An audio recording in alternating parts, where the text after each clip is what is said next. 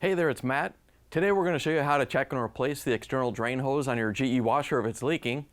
It's actually pretty simple, so let's jump right in. With over 2 million products in stock and the know-how to help you do it yourself, we are AppliancePartsPros.com. In this video, we're going to use a towel and a large adjustable pliers. And just to be safe, we're going to unplug the washer from the wall or shut off the circuit breakers to avoid electrocution. In order to inspect the hose, we have to go around back. First thing we're going to do is take the drain hose out of the wall, and then we're going to inspect it for any leaks. Just want to move it around and check for any cracks or leaks. Also look for any white soap scum or bubbles that are coming out.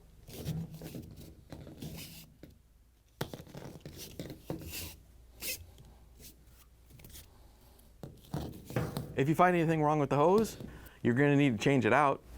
In order to do that, we're going to put a towel down to catch any water that may come out. Then we're going to use an adjustable pliers to loosen up the clamp. Once you have the clamp compressed, you can just pull the drain hose off.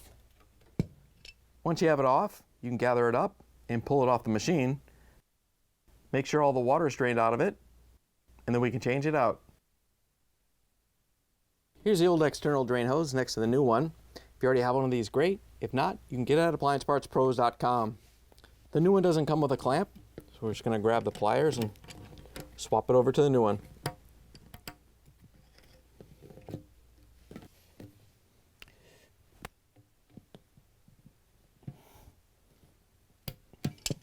Once you have the clamp on, we can put it onto the machine. To put the new external drain hose on, just going to line it up with the fitting, push it on a little bit, and we're going to grab a pliers again and compress the clamp, and then push it on the rest of the way.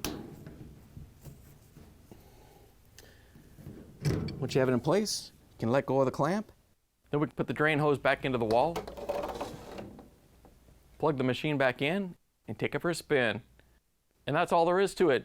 If you don't already have a new external drain hose, you can take your model number and head over to AppliancePartsPros.com to search for the correct part. Most orders will arrive within a few business days. If you like this video, give it a thumbs up and subscribe to our channel to get more DIY appliance repair videos.